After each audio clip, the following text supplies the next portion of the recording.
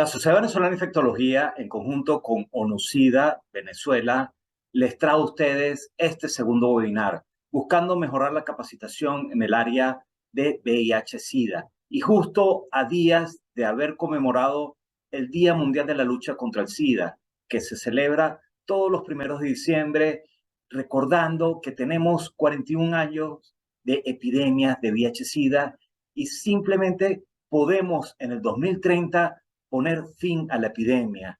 Hoy en día los avances científicos han llevado a tener mejores tratamientos antirretrovirales y poder garantizar que las personas que están en tratamiento y están indetectables no transmiten la enfermedad.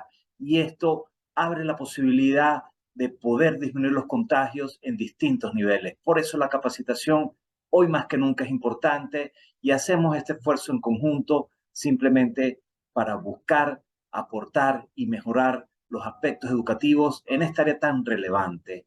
Hoy les presento a la coordinadora académica de este ambicioso proyecto, que es el programa educativo en VIH del 2022-2023, y es la doctora Marbelis Hernández, quien es internista infectólogo, es miembro de la Junta Directiva de la Sociedad Venezolana de Infectología, como les dije, la coordinadora académica de este proyecto, y adicionalmente ella fue ex jefe del Programa Nacional de VIH. Sin más preámbulos, les presento a ella para que nos introduzca a nuestras expertas invitadas del día de hoy. Bienvenidos a nuestro webinar número 2. Esta tarde, el programa educativo de VIH en Venezuela, en su edición 2022-2023, está súper complacido por tenerlos a ustedes acá conectados en vivo o en diferido. Para la Sociedad Venezolana de Infectología, siempre, cada oportunidad de educar y compartir conocimientos es motivo de alegría. Esta tarde tenemos una actividad de lujo que va a estar a cargo de dos infectólogos ampliamente conocidas por cada uno de ustedes y que han participado en reuniones, conferencias, jornadas, congresos y sobre todo en el tema de VIH se han destacado en los últimos años. Es por eso que para nosotros es muy grato tenerlas como invitadas y estamos completamente seguros de que va a ser de mucho provecho para cada uno de los que van a observar y escuchar este webinar. La doctora Patricia Valenzuela es internista, infectólogo, vicepresidente de la Sociedad Venezolana de Infectología, ha estado participando en las consultas de VIH del Hospital Vargas de Caracas y también el Instituto de Medicina Tropical de la UCB, y la doctora María Graciela López, pediatra infectólogo, expresidente de la Sociedad Venezolana de Infectología, además con amplia trayectoria en el Hospital JM de los Ríos de Caracas. Ambas estarán con nosotros esta tarde y nos hablarán de tratamiento antirretroviral. Por supuesto, sabemos que el tratamiento antirretroviral es crucial, es importante, no solo para generar una carga viral indetectable y un sistema inmunológico fortalecido con un incremento permanente y sostenido de los CD4 que disminuya la morbimortalidad y por supuesto disminuya la transmisión del VIH, y es por eso que muchos países, incluyendo el nuestro, en estos últimos años han recibido apoyo de otros como agencias internacionales. En Venezuela, como sabemos, en los últimos 3 años, 17 millones de dólares ha sido la inversión del Fondo Global para la ayuda contra el SIDA, tuberculosis y malaria, para apoyar la implementación del Plan Maestro, cuyos lineamientos se dieron y se desarrollaron en mesas técnicas en junio del año 2018. Igualdad ya es el lema del Día Mundial del SIDA, que fue apenas tan solo unos días, y nos llama a la reflexión y sobre todo a aumentar nuestras acciones, la de todos, para incrementar la disponibilidad, la calidad y la idoneidad de los servicios, tanto para el tratamiento como para las pruebas diagnósticas, el seguimiento y la prevención del VIH. En Venezuela, para los últimos años, desde 1990 hasta el año 2019, los pacientes o las personas que viven con VIH-Sida se han ido incrementando, y ONU-SIDA para el año 2021 habla de que existen 104.240 personas con VIH, teniendo en cuenta todo el proceso migratorio y los cambios que esto pueda generar. En tratamiento antirretroviral se mira cómo ha habido un incremento en el número de personas que se han beneficiado y que han aumentado la cobertura al tratamiento, y lo importante que se muestra a través de este informe de monitoreo global del SIDA del año 2021 es la retención que ha aumentado por la disponibilidad de tratamiento con simplificación y estandarización que se ha logrado a través de guías, como siempre las hemos tenido, avaladas incluso o con el apoyo de Organización Panamericana de la Salud, OMS, y ONU-SIDA. Es importante siempre tener claro que el tratamiento antirretroviral es un tema crucial que todos los que tratamos o atendemos personas que viven con VIH deben manejar. Esta tarde será entonces de repasar todos esos conceptos en pautas de inicio, en pautas de cambio, seguimiento, en los nuevos esquemas, y también sin dejar atrás el tema de resistencia antirretroviral. Es importante para nosotros que tú estés allí conectado, que estés aprendiendo conjuntamente con nosotros en este programa educativo. Para el doctor Manuel Figuera, director de este proyecto, quien está siempre tras cámara, pero allí siempre dispuesto también a apoyar. Y para nosotros, para mí como coordinador académico, siempre un gusto poder saludarles y acompañarles. La doctora Irene Vázquez en esta ocasión nos va a acompañar en la sesión de preguntas y respuestas, donde esperamos que muchas de tus inquietudes puedan ser abordadas. Bienvenidos y bienvenidas, doctora Patricia y doctora María Graciela.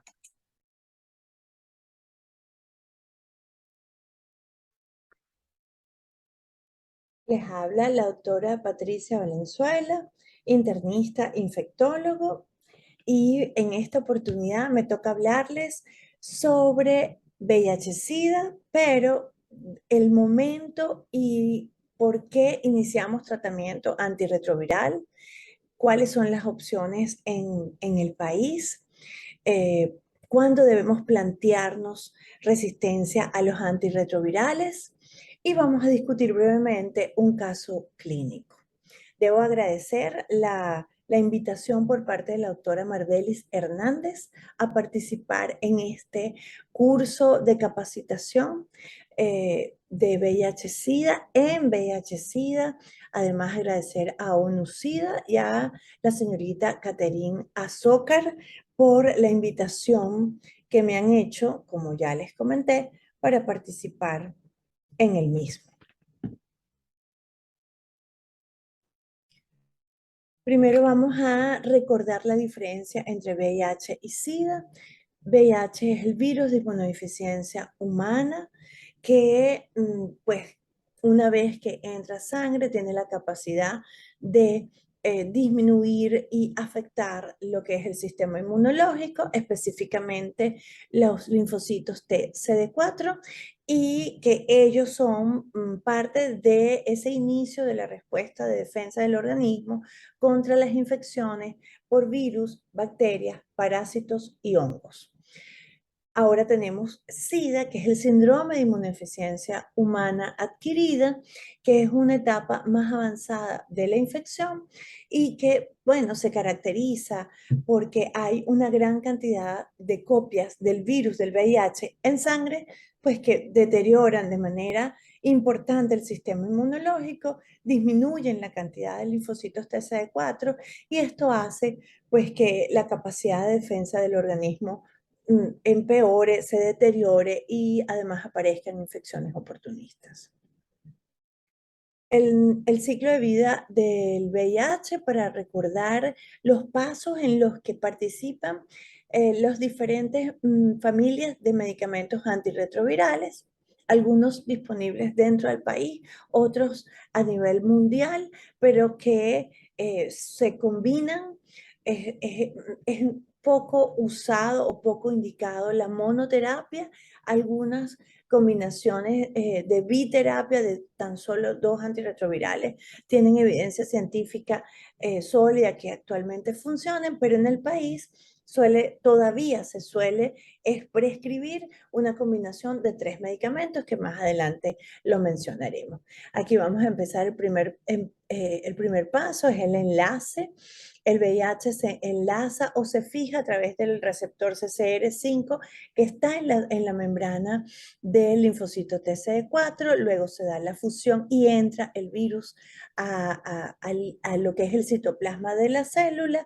Aquí se libera pues el ARN del virus y la transcriptasa reversa, que es la enzima que se encarga de pasar ese ARN del virus a ADN de virus, que posteriormente pasa, ¿verdad?, al núcleo de la célula y es donde participa, donde se da la integración. Luego de la integración, pues comienza a multiplicarse en el citoplasma, sale del núcleo y es en el citoplasma que sucede esto. Luego se va ensamblando nuevamente las partículas de viriones que todavía no tienen la capacidad de infectar otras células, pero que posteriormente maduran y geman y son, bueno, salen del linfocito TCD4 y tienen la capacidad de infectar otras células.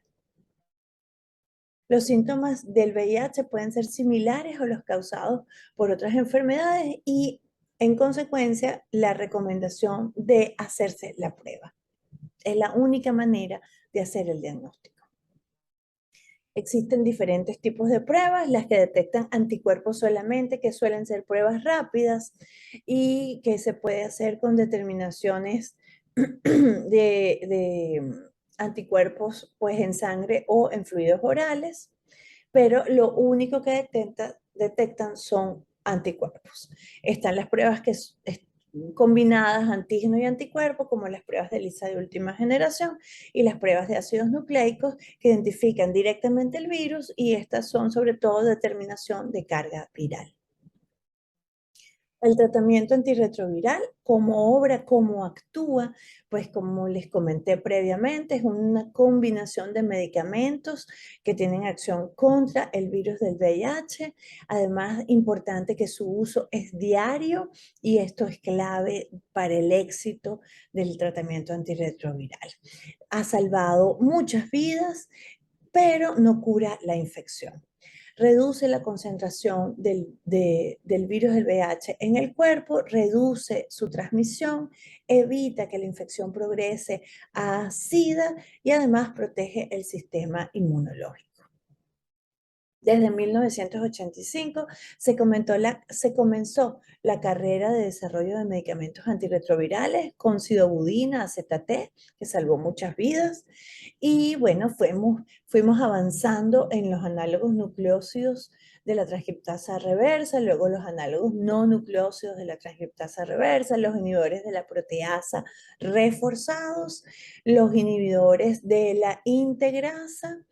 Y así, bueno, seguimos todavía a la espera del desarrollo de muchos otros antirretrovirales que están en ese camino y que, bueno, están en desarrollo con la promesa de mejorar el tratamiento antirretroviral, que tenga menos efectos adversos, que la tableta sea más fácil de tomar, que no tenga que ser varias veces al día. Importante también decirle a la persona que va a iniciar tratamiento que el objetivo es tratar de aumentar el número de células linfocitos TCD4 y también es importante decirles que queremos mejorar la calidad de ese linfocito TCD4, que sus funciones sean mejores a pesar de que en oportunidades el aumento en números de células es un poco más lento.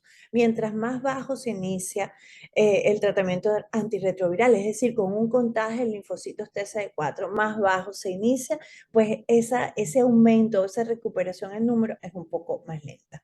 Y la carga viral queremos que esté lo más baja posible, que el aparato a través de los reactivos para la reacción en cadena de polimerasa en tiempo real no detecte virus y que esté indetectable por debajo de 50 copias, para que así pues se pueda dar esa recuperación inmunológica. En, en el mundo, en línea general, se recomienda antes del inicio de tratamiento antirretroviral realizar un test de resistencia para identificar aquella resistencia primaria de los antirretrovirales. En nuestro país no está disponible, puntualmente en algunos casos, embarazadas o aquellas personas que tienen fallas a uno o dos esquemas antirretrovirales previos. Debemos hacer también detecciones de hepatitis B, hepatitis C, para saber si hay coinfección y tomar algunas consideraciones a la hora de iniciar el tratamiento. Hematología completa para ver las cifras de glóbulos blancos y de hemoglobina al inicio del tratamiento, y el análisis bioquímico de sangre porque queremos saber que transaminasas y función renal están dentro de límites normales y hay que hacerle seguimiento a lo largo de la toma del tratamiento antirretroviral. Comenzar el tratamiento antirretroviral, la terapia antirretroviral diaria lo antes posible después del diagnóstico y continuar con el tratamiento son esenciales para mantener el VIH bajo control, lo que beneficia la salud individual y previene la transmisión del virus a otras personas. Así de compleja a mayor número de tabletas, tamaño más grande de tableta, varias veces al día. Habían pacientes que tenían que tomar 15, 20 tabletas en un día. Eso era así en los años 90. Ya hoy, en la actualidad, es una tableta con 3 medicamentos combinados una vez al día y la tableta además es pequeña, no necesita refrigeración y no tenemos que combinarlo con nada más. Eso se ha logrado por el desarrollo de la investigación en este sentido. Las investigaciones han establecido firmemente que las personas con VIH que alcanzan y mantienen una carga viral indetectable al tomar el tratamiento contra el virus, según lo prescrito, no pueden transmitirlo durante las relaciones sexuales. De ahí el lema de indetectable, intransmisible o no transmisible. Y esto solamente se logra con el tratamiento antirretroviral. Además, una carga viral indetectable también reduce el riesgo de transmisión del virus durante el embarazo, durante el trabajo de parto y el parto en 1% o menos. Y es por ello que es importante hacer pruebas diagnósticos, sobre todo a nuestras embarazadas a lo largo de su control prenatal. El diagnóstico y tratamientos tempranos de VIH son importantes para obtener mejores resultados de salud a largo plazo. Esto se presentó en el IDWeek Week de este año, 21 de octubre específicamente.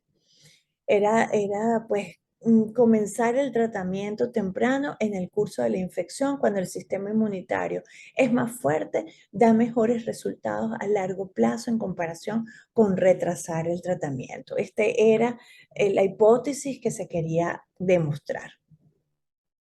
Y esto que se presenta es un seguimiento que se hace, uno de los estudios más grandes y que cambió sobre todo la consideración de cuándo iniciar tratamiento antirretroviral, y es el estudio START, que en 2015 nos demostró que había un 57% menos riesgo de SIDA y de resultados de salud graves no relacionados con SIDA entre los participantes que comenzaron el tratamiento, cuando su célula CD4 era superior a 500 en comparación con aquellos que empezaron con recuentos que habían disminuido disminuía de manera importante, incluso por debajo de 350 células, o que simplemente habían desarrollado SIDA. Tras este informe de estos hallazgos, se aconsejó pues que aquel brazo de tratamiento diferido iniciara tratamiento antirretroviral. El estudio demostró el beneficio del inicio de tratamiento antirretroviral, pero se realizó un seguimiento a más largo plazo de 4.446 participantes para determinar si estos beneficios para la salud, iniciando tratamiento antirretroviral temprano en comparación con diferirlo, aumentaron, permanecieron constantes o disminuyeron después de que los participantes en el grupo de tratamiento antirretroviral diferido se les había aconsejado que comenzara. Los criterios de valoración primarios del estudio incluyeron el número de participantes que desarrollaron SIDA, aquellos que desarrollaron condiciones de salud graves no relacionadas con SIDA, como enfermedades cardiovasculares, nefropatía, hepatopatía y cáncer, o simplemente aquellos que fallecieron. Lo primero que se vio es que en los participantes que comenzaron tratamiento antes de finales de 2015, la mediana del recuento de células CD4 en el momento del inicio del tratamiento fue 648 para el brazo inmediato y 460 para el brazo diferido. El análisis presentado comparó los criterios de valoración principales del estudio antes de finales de 2015 con aquellos del periodo de seguimiento que es extendido desde el 1 de enero de 2016 hasta el 31 de diciembre de 2021. En el último periodo, la mayoría de los participantes del brazo diferido fueron tomando tratamiento antirretroviral. Durante el segundo periodo, las personas que iniciaron tratamiento en el grupo diferido tuvieron disminuciones rápidas y sostenidas de su carga viral. Sin embargo, el recuento de CD4 permaneció en promedio 155 células más bajo que aquellos que habían hecho un inicio inmediato de tratamiento. Por supuesto, se disminuyó aquellos resultados de salud graves, pero poco después se mantuvo cierto exceso de riesgo. De hecho, el riesgo se mantuvo en un 21% en aquellos pacientes que estaban diferidos.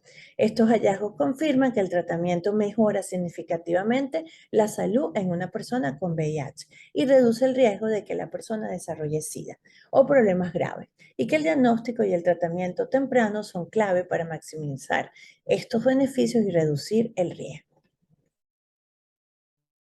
Recomendaciones en líneas generales a la hora de empezar tratamiento. Siempre hay que fijarse, los pedimos indiscriminadamente el valor de CD4 o de carga viral que te lleguen a ese paciente que ya tiene el diagnóstico, vas a iniciar tratamiento. Esto no va a modificar esa recomendación, solo que vas a tomar en cuenta algunos antirretrovirales según ciertas características que te voy a mencionar, pero en Venezuela solamente tenemos un esquema que es TLD, que es tenofovir, lamivudina, dolutegravir, pero que lo podemos usar incluso en estas características o con estas especificaciones que te voy a mencionar. Si el contagio de C4 está por debajo de 200 células, no usamos inhibidores análogos no nucleócidos de la transcriptasa reversa, ni darunavir reforzado más raltegravir. Si la carga viral está por encima de 100.000 copias, no usamos análogos nucleócidos de la transcriptasa reversa, ni abacavir con 3-TC con efavirenz o antirretrovirales reforzados combinados con raltegravir. Si la carga viral está por encima de 500.000 copias, no usamos análogos no nucleócidos de la transcriptasa reversa, evitamos abacavir 3-TC con efavirenz o con inhibidores de la proteasa reforzados más raltegravir, y la biterapia dolutegravir 3-TC tampoco se recomienda. Si tienes HLA-B5701 positivo, no se debe usar abacavir.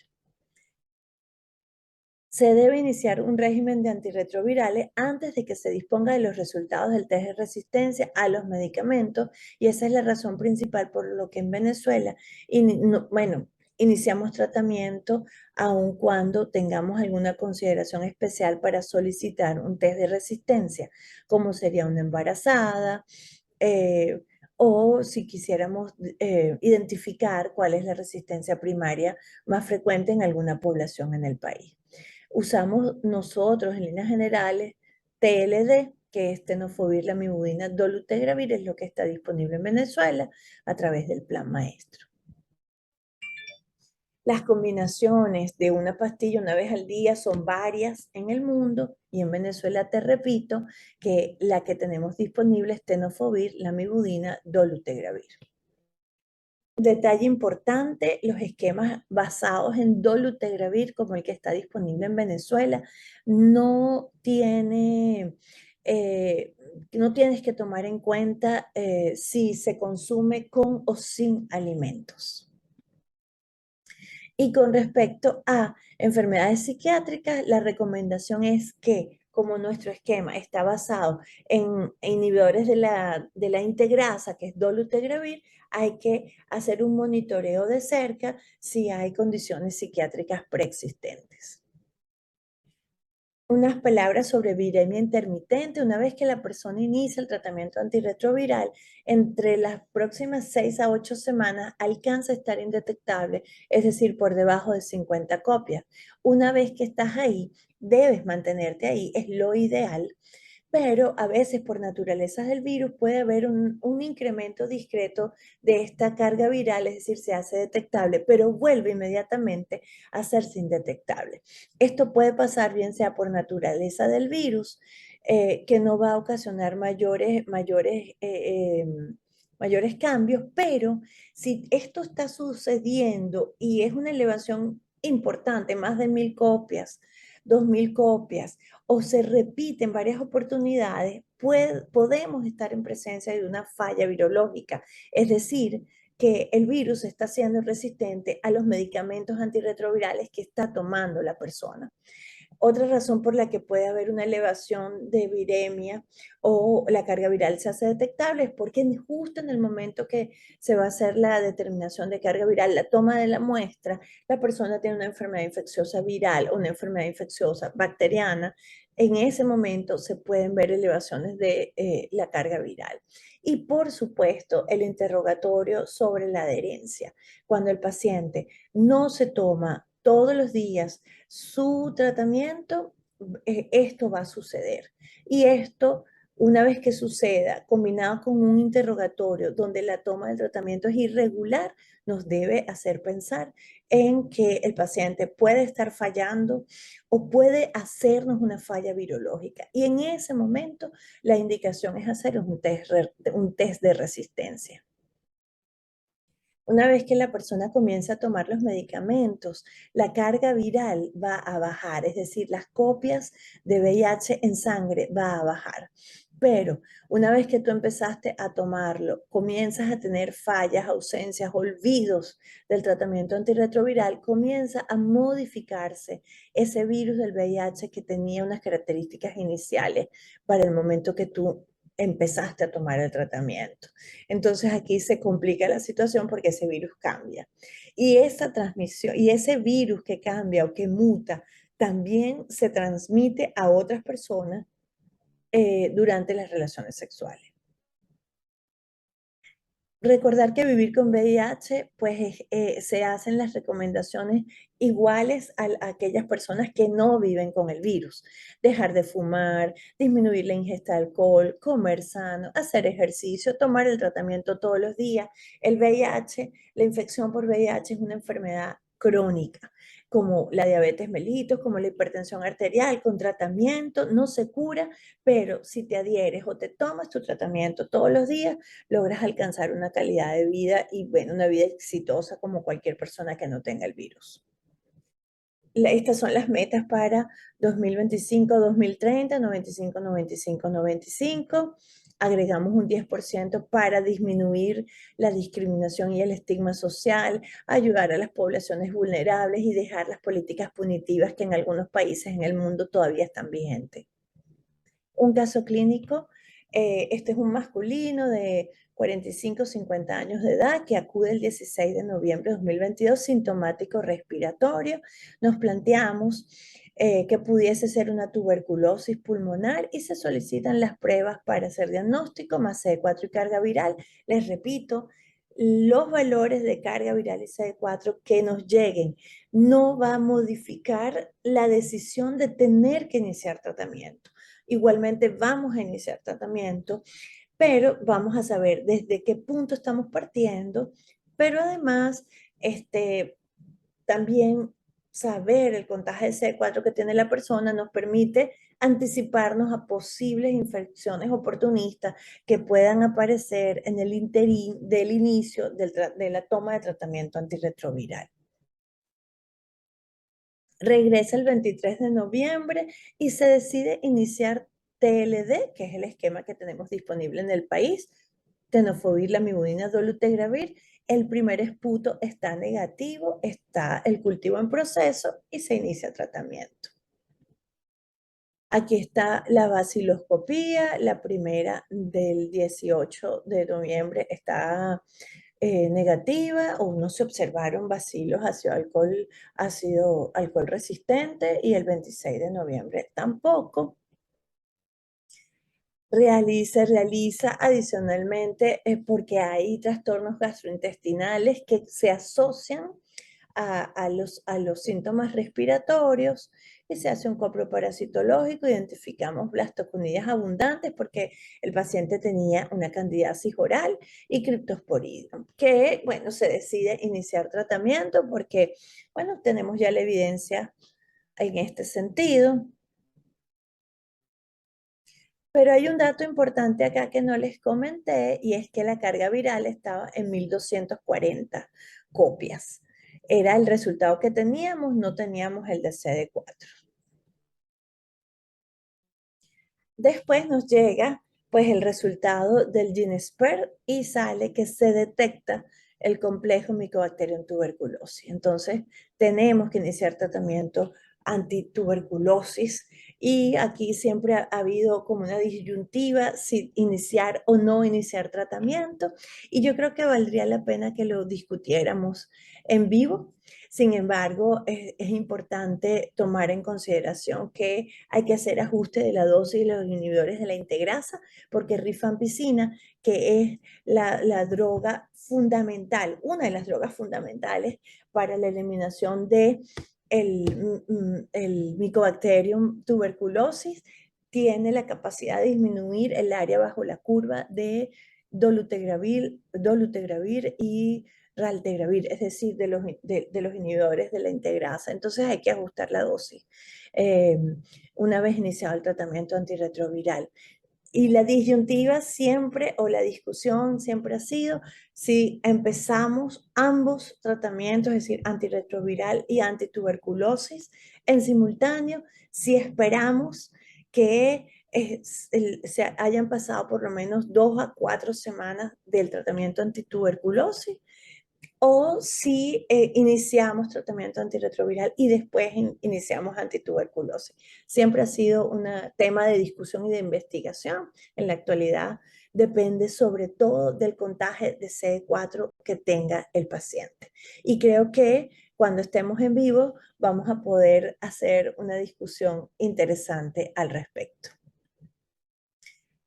No hay peligro de transmisión por medio de abrazos, usar objetos personales, escritorio, computadora, platos, vasos, el baño o estrechar las manos. Así no se transmite el VIH. El VIH es una infección de transmisión sexual, y el razón principal para entender que tenemos que seguir trabajando en eliminar el estigma y eliminar la discriminación. El lazo rojo significa solidaridad, aceptación, compromiso, conocimiento, acción y apoyo. Una vez más, gracias a la doctora Marbelli, a Catarina Zócar, a ONUCIDA, a la Sociedad Venezolana de Infectología y por supuesto a todos ustedes que se han conectado para, bueno, compartir un poquito más de conocimientos y refrescar tantos otros con respecto a el VIH-Sida. Pues estaré atenta a sus preguntas y a que hagamos una pequeña discusión con respecto a este último tema de coinfección con tuberculosis. Gracias.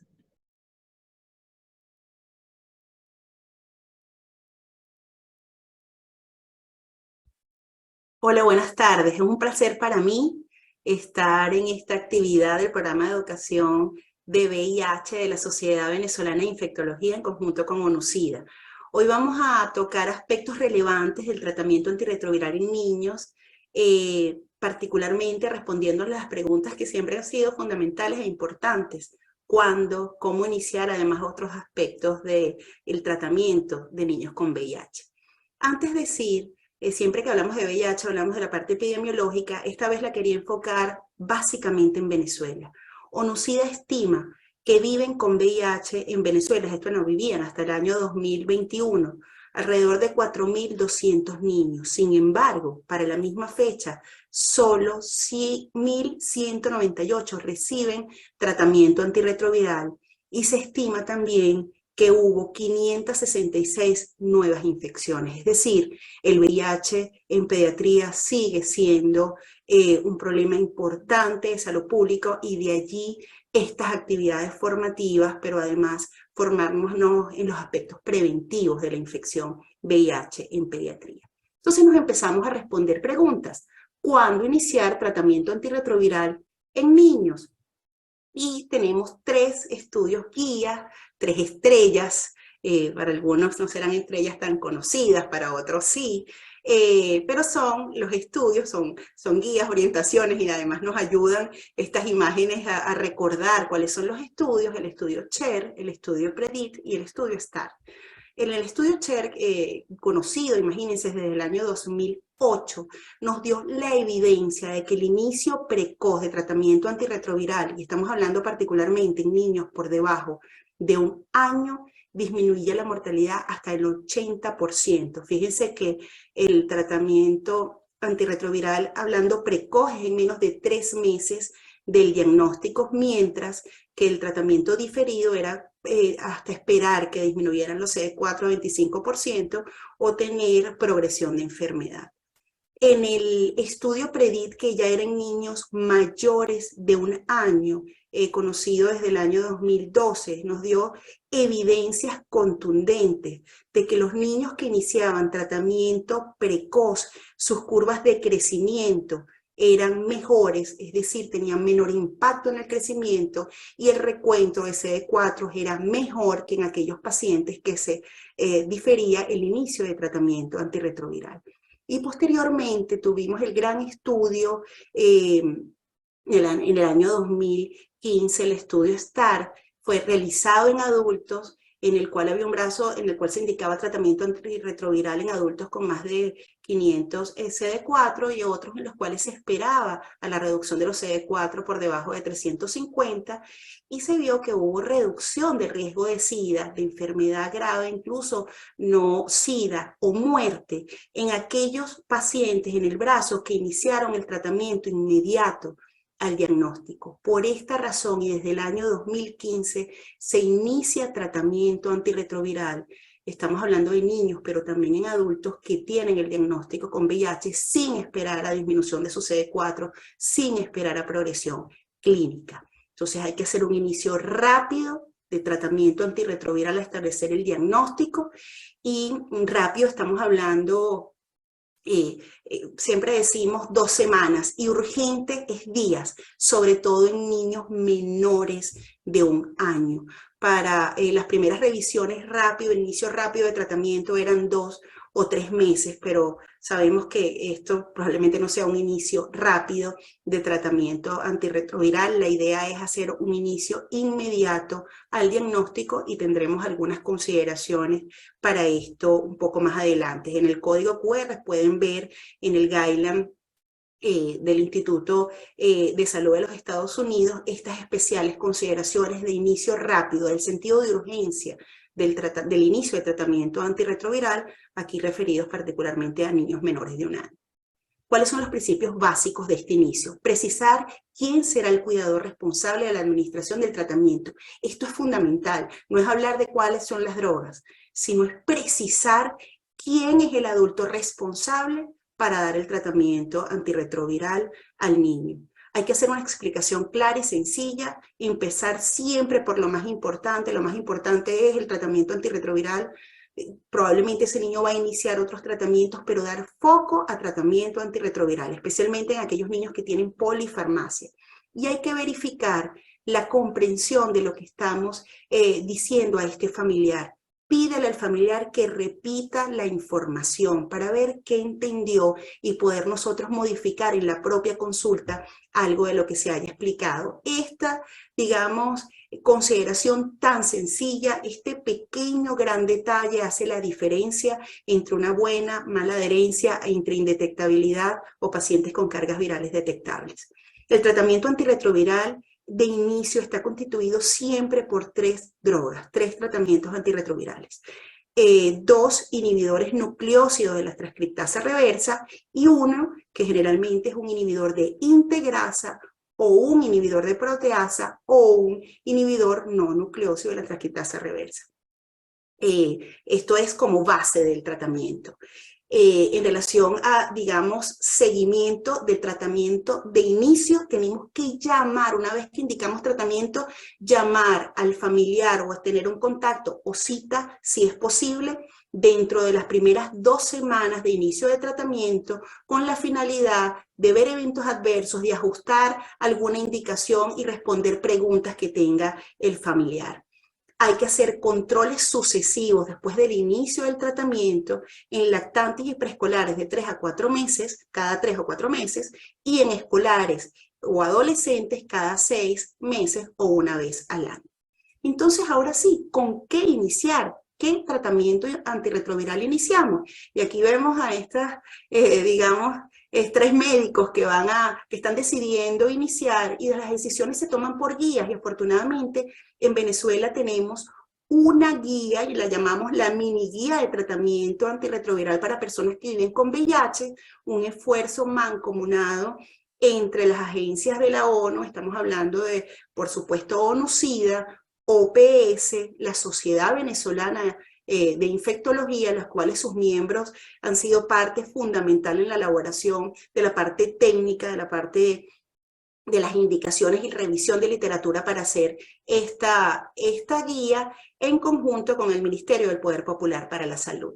Y así vemos que según las edades vamos a tener el esquema preferido y el esquema alternativo. Entonces, ¿cuál es el tratamiento preferido hoy de inicio en Venezuela? Estamos hablando de inhibidores de integrasa, claramente siendo Venezuela incluso pionero en la indicación de inhibidores de integrasa. Comenzamos con raltegravir, hoy tenemos dolutegravir, un medicamento de mejor barrera genética, y lo vamos a iniciar a partir del mes de vida en adelante. Entre 1 mes y los 6 años vamos a iniciar un esquema con abacavir, lamivudina y dolutegravir, y a partir de los 6 años, y cuando tengamos un peso suficiente para indicar coformulados, vamos a indicar tenofovir, lamivudina y dolutegravir, el que ya se ha hecho famoso, TLD o acriptela. ¿Y por qué hablamos de inhibidores de integrasa y particularmente de dolutegravir en pediatría? Y esto ya lo estamos haciendo, ya hay una evidencia que tiene más de 3 años a partir de los estudios Odisea A y B, y este es un gran resumen que muestra New England. Esto fue en el año 2021, en el cual en 707 niños adolescentes mayores de 14 kilos se compararon digamos, la falla de tratamiento, eventos adversos en aquellos que tenían dolutegravir versus aquellos que iniciaron con otros medicamentos como no nucleósidos, particularmente estamos hablando de Favirer o incluso lopinavir ritonavir. Y se vio que en el grupo de dolutegravir, fíjense, que las fallas a tratamiento fueron menor, estamos hablando de una falla con no nucleósidos o IP del 22%, mientras que con dolutegravir 14%, y los eventos adversos no eran mayores en el grupo de dolutegravir. Es así como hoy los inhibidores de integrasa, particularmente dolutegravir, son el tratamiento de primera línea en pediatría y está disponible en nuestro medio. Nada más para mostrar datos de JM de los Ríos, esto era hasta el año pasado, nada más ver, fíjense, este 104, estamos hablando de la gran mayoría de nuestros pacientes tiene hoy TLD, porque la gran mayoría de nuestros pacientes son escolares, adolescentes, y otro grupo tiene dolutegravir, la gran mayoría de nuestros pacientes tiene dolutegravir, bien sea indicado como TLD o indicado dolutegravir aparte, más los dos inhibidores nucleósidos en la transcriptasa reversa.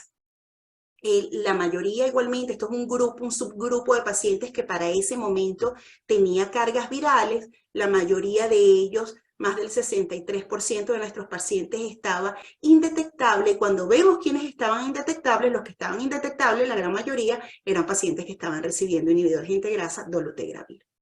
Entonces, eso era tratamiento inicio. Pero a veces, por diferentes consideraciones, nos toca decidir cambios de tratamiento antirretroviral. ¿Y cuáles son las causas del cambio de tratamiento de antirretroviral? Bueno, puede ser para simplificación, es decir, pacientes que estaban tomando varios medicamentos por separado, ya tienen el peso, ponerle un medicamento coformulado. Estamos hablando de pacientes indetectables, son los que simplificamos. O para optimizar el tratamiento, también en pacientes indetectables, pero que tenemos disponibilidad de un medicamento de menores eventos adversos, por ejemplo, pacientes que estén tomando lopinavir ritonavir, que sabemos que es una droga de múltiples eventos adversos, diarreas, trastornos de lípidos, y tenemos disponible dolutegravir, entonces se haría un cambio para optimizar tratamiento, y digamos, sobre todo cuando tenemos presentaciones adecuadas, y optimizamos más fue por toxicidad. Entonces, estos dos conceptos están muy de la mano. Optimizar es más para eficacia y menores eventos adversos, y toxicidad netamente por los eventos adversos. Y también podemos cambiar tratamientos por fallas al tratamiento antirretroviral. Entonces, la falla virológica, ¿cuál es el concepto? Todos hablamos, el paciente está en falla, pero decimos que falla se refiere a la supresión viral incompleta del tratamiento de inicio, o que haya un rebote o un ascenso de la carga viral después de que el paciente se suprimió. Y cuando hablamos de supresión viral, estamos hablando de cargas virales por debajo del nivel de detección, es la indetectabilidad. Es decir, es el menor valor de carga viral detectado con el mejor método de mayor sensibilidad disponible. Hoy en Venezuela tenemos cargas virales que nos miden así, menos de 50 copias. Cuando el paciente está indetectable, podemos decir que está suprimido. Pero la falla virológica se refiere a niños, adolescentes con cargas virales mayores de 200 o iguales a 200 copias de manera repetida, luego de 6 meses del inicio del tratamiento antirretroviral. Especial consideración aquí hay que hacer en los lactantes, particularmente lactantes menores, cuyas cargas virales suelen ser siempre muy altas. Por esa razón, en ellos podríamos esperar no 6 meses, sino hasta el año para hablar de falla. Es decir, a los 6 meses yo puedo tener un niño todavía con cargas virales por encima de 200, sin pensar en que hay una falla virológica. Si el paciente tuvo una muy elevada carga viral de inicio, entonces se podría esperar incluso hasta el año de inicio de tratamiento antirretroviral. Entonces, falla virológica, cargas virales mayores o iguales a 200 copias, pero de manera repetida, digamos, en un año después de inicio de tratamiento antirretroviral en lactantes. Y esta falla, y cuando el paciente está en falla, es decir, está detectable, tiene múltiples causas. Una de ellas es la mala adherencia al tratamiento, la causa número 1, la mala absorción de los medicamentos, Por ejemplo, niños que tienen diarreas crónicas, generalmente este aumento del peristaltismo puede producir limitaciones para la absorción. Hay dosificaciones que pueden estar inadecuadas y ahí la importancia de hacer un peso adecuado, un peso secuencial en cada consulta y ajustar las dosis según el peso. Pueden haber interacciones farmacológicas y por eso hay que estar muy atentos a qué otro medicamento recibe el paciente, y una causa importante de falla también podría ser resistencia al tratamiento antirretroviral. Sin embargo, para cambiar el tratamiento antirretroviral, se hace cuando la causa de esta falla virológica es la resistencia a los antirretrovirales. Si es por adherencia, hay que mejorar la adherencia. Si es por mala absorción, hay que, digamos, mejorar todas las condiciones para que mejore la absorción de las drogas. No cambiando el tratamiento se resuelve este problema. Cuando hay resistencia a los tratamientos antirretrovirales es que, por supuesto, se plantea el cambio de tratamiento. Entonces, ¿cuáles son las consideraciones para el cambio de tratamiento por falla virológica? Primero, constatar la adherencia al tratamiento antirretroviral, constatarla e insistir en la adherencia. Podemos indicar el mejor esquema de segunda línea, pero si el paciente no se lo toma, por supuesto no vamos a lograr la supresión viral, y en esto hay que hacer un trabajo importante. Conocer el historial de esquemas de tratamiento antirretroviral, realizar una prueba de resistencia es lo ideal a los antirretrovirales mientras el paciente se mantenga tomando tratamiento antirretroviral en el esquema en el cual falló, o cuando haya pasado mínimo, digamos, no hayan pasado más de 4 semanas que haya interrumpido el tratamiento. La idea es hacer el test de resistencia mientras esté tomando el tratamiento que está en fallo, para poder ver las mutaciones. Para el cambio de tratamiento deben incluirse al menos 2 medicamentos antirretrovirales activos, preferiblemente 3, es lo ideal. El objetivo del tratamiento de segunda línea, ya en este caso, es alcanzar la indetectabilidad o la supresión virológica. Ahora, ¿cuáles son las orientaciones básicas para el cambio de tratamiento por resistencia a los antirretrovirales? Si el paciente venía recibiendo un inhibidor de integrasa, el cambio probable es a un inhibidor de integrasa de mayor barrera genética. Si el paciente entonces venía tomando raltegravir, el cambio sería a dolutegravir, o podría ser a un inhibidor de proteasa. Si el paciente falló tomando un inhibidor de proteasa, el cambio ideal es a un inhibidor de integrasa, o esto sería, digamos, un alternativo a un inhibidor de proteasa de mayor barrera genética como el darunavir. Es decir, si venía tomando lopinavir, ritonavir, hacer el cambio a darunavir, ritonavir. Y si venía tomando un inhibidor no nucleósido de la transcriptasa reversa como efavirenz o nevirapina, el cambio sería a un inhibidor de integrasa. Eso sería, digamos, el cambio ideal si venía tomando como parte de su esquema estos medicamentos. Ahora veamos la otra parte del esquema, que son los nucleósidos. Si el paciente venía tomando abacavir, lamivudina y falló, el cambio probable sería a sidobudina, tenofovir. Si venía tomando sidobudina más lamivudina, el cambio sería a tenofovir, lamivudina, pero fíjense que atención, que realmente estoy cambiando un solo medicamento, porque estoy manteniendo la lamivudina, que eso sería interesante comentarlo también al final. Y tenofovir, lamivudina, si venía recibiendo ese esquema, el cambio probable sería sidobudina 3-TC o sidobudina abacavir, considerando que la sidobudina abacavir no es una combinación que virológicamente sea la ideal, pero bueno, es un cambio de segunda línea. Entonces, digamos que el cambio más frecuente en pediatría, sobre todo en los niños más pequeños, abacavir 3-TC a sidobudina, tenofovir. Entonces, cuando hablamos de resistencia a los antirretrovirales, los niños y en particular los lactantes son una población única en relación a la infección VIH. Probablemente tengan unos factores adicionales que favorecen a la resistencia, y parte de ellos es que las cargas virales suelen ser altas, tienen riesgo en subdosificación, y en diferentes estudios hablan entre un 6 a un 62% de riesgo. Hay exigencia, del ajuste de las dosis de los antirretrovirales. Esto es muy importante, además de las presentaciones a los antirretrovirales que siempre deben estar especialmente atendidas.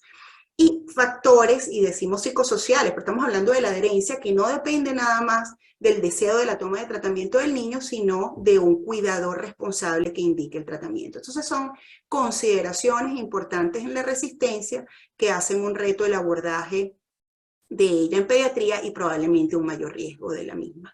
Aquí, consideraciones generales que ya vimos, que los cambios de esquema deben realizarse considerando la historia, lo repetimos, y el resultado del test, y que debemos cambiar a preferiblemente 3 o mínimo 2 medicamentos activos. ¿Cuáles son los pasos, el seguimiento en 3 pasos en un paciente que hacemos un cambio de tratamiento antirretroviral? Insistimos en la cercanía en la consulta o en el contacto, monitoreo que puede ser por llamada en la primera semana o a las 2 semanas para evitar eventos, evaluar eventos adversos, administración correcta, para insistir en adherencia. Hay que realizar carga viral al menos a las 12 semanas después del cambio. Es muy importante. Y después realizar cargas virales, como ya dijimos, en lactantes y preescolares cada 4 meses, y en escolares o adolescentes, ahí sale una vez al año, pero probablemente si es un cambio de segunda línea, sea adecuado hacerlo cada 6 meses. Y el trabajo de adherencia que no para. Allí les colocamos algunas de las pruebas que es importante realizar para seguimiento, pero también al inicio del tratamiento antirretroviral, pruebas que deben hacerse al menos una vez al año, aparte del funcionalismo hepático. Y ahora vamos a nuestro caso clínico. Tenemos a DM, que es un preescolar de 5 años de edad, que tiene fiebre intermitente, diarreas a repetición, dolor abdominal, y la madre refiere que tiene más de un mes de duración de esa clínica.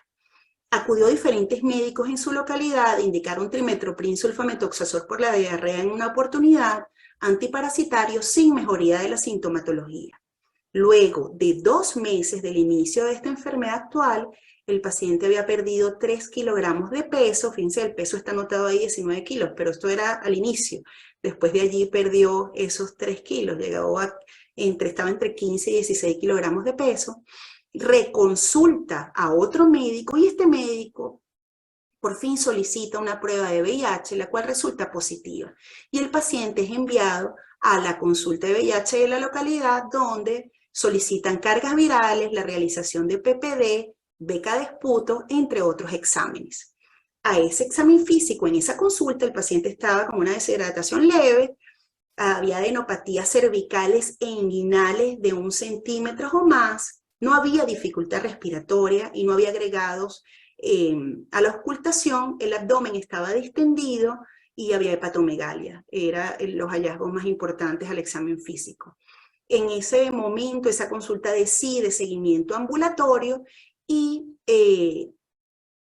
lamentablemente el paciente pudo realizar la carga viral a los 2 meses de la solicitud por falta de reactivos en su localidad. Cuando llega la carga viral, el paciente tiene 200.000 copias. Se logró realizar el PPD, vino a Caracas a realizarse el PPD y tuvo un resultado de 12 milímetros, y los BK que se pudo realizar estuvieron negativos. La hematología reportaba 7.000 leucocitos a predominio de segmentados, no un predominio franco, una hemoglobina en 8, velocidad 50 y una PCR de 4. Este paciente con esta clínica fundamentalmente abdominal, bueno, por el dolor, estas diarreas intermitentes, pero la evidencia al examen físico de múltiples adenopatías generalizadas, un PPD positivo, el cual sabemos que es positivo en niños con infección VIH por encima de 5 milímetros, se estableció como diagnóstico probable una tuberculosis extrapulmonar. Y aquí le preguntamos, ¿cuál sería la conducta a seguir? Inicio inmediato de tratamiento antirretroviral, inicio de tratamiento para tuberculosis y posterior inicio de tratamiento antirretroviral, esperar resultados de BK para decidir conducta, aunque ya lo teníamos, ¿no? También hay una consideración que es mayor de 1 año. Se puede esperar en calma para obtener todos los resultados, iniciar tratamiento, no estábamos viendo algunos otros exámenes, se le había pedido una tomografía toracoabdominal doble contraste, no se tenía, se estaba pensando en la probable realización de una biopsia que no se había hecho. ¿Qué haría usted en este caso, teniendo resultados ya de una prueba positiva VIH, tiene carga viral y está estableciendo el diagnóstico de una tuberculosis pulmonar? ¿Qué haría? Pulmonar no, extrapulmonar. Probablemente no. Aquí lo adecuado es el inicio de tratamiento antifímico y el inicio posterior de tratamiento antirretroviral. Y aquí no hay que dudarlo.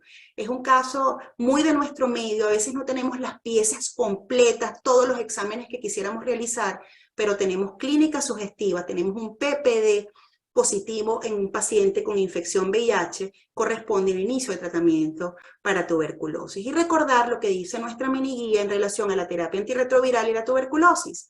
En pacientes con VIH positivo y tuberculosis activa, el valor de CD4, si el valor de CD4 es menor de 50, se iniciará el tratamiento antirretroviral durante las primeras 2 semanas del tratamiento antifímico. O cuando la tolerancia del paciente lo permita. Importante consideración que este paciente no tenía CD4, entonces hay que asumir que el CD4 es bajo. Y esta consideración se hace porque la mortalidad aumenta cuando diferimos el inicio de tratamiento antirretroviral.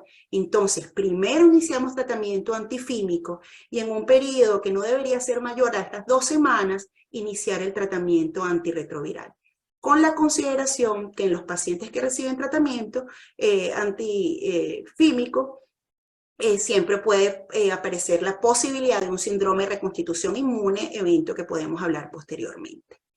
Entonces, ¿qué esquema de tratamiento antirretroviral iniciaría? Dolutegravir, tenofovir, lamivudina, raltegravir, abacavir, lamivudina, dolutegravir más dolutegravir, abacavir, lamivudina, o efavirenz, abacavir, lamivudina.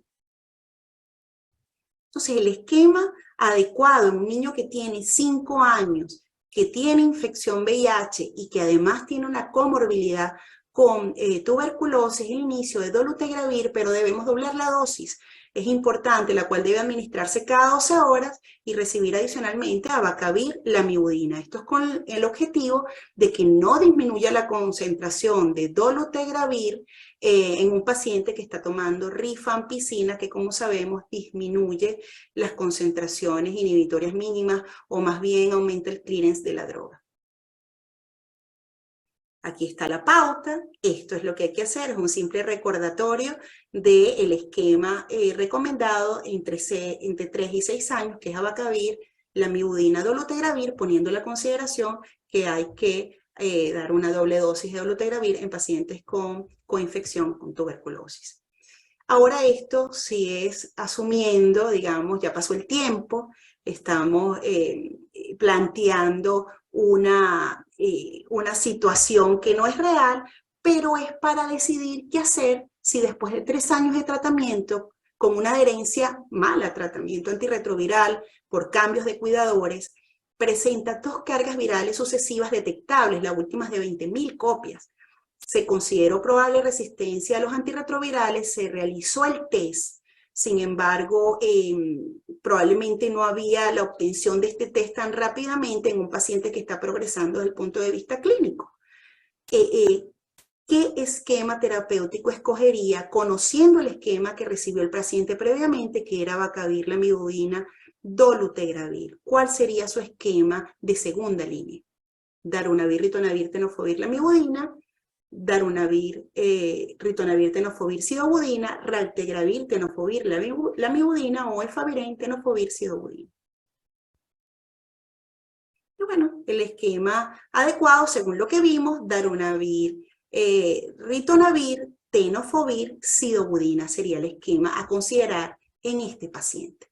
Entonces, para recordar, a propósito de este caso y en líneas generales en lo que hemos comentado, ante la presencia de infecciones comunes de la infancia o infecciones subagudas o crónicas, hay que realizar la prueba del VIH. En pediatría las infecciones, es más común ver infecciones comunes a repetición que infecciones oportunistas. En este niño en particular tenía una tuberculosis, pero fíjense que además tenía unas diarreas intermitentes. Y para poder pensar en esta inmunosupresión y poder pensar en la realización de la prueba, hay que ir a la historia clínica, hay que ver los antecedentes de control prenatal, y si esa madre no se realizó las pruebas del VIH en primero y tercer trimestre, hay que realizar la serología para VIH, es mandatorio, e incluso con esa clínica, más allá del antecedente, hay que realizar la prueba del VIH.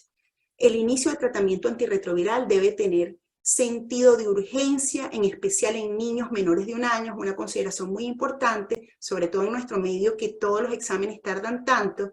Tenemos que agilizar las pruebas para el inicio precoz del tratamiento antirretroviral, porque ya vimos sus beneficios, y particularmente esto es muy importante en aquellos pacientes que no tenemos sus poblaciones linfocitarias o que clínicamente los estamos categorizando como B o C.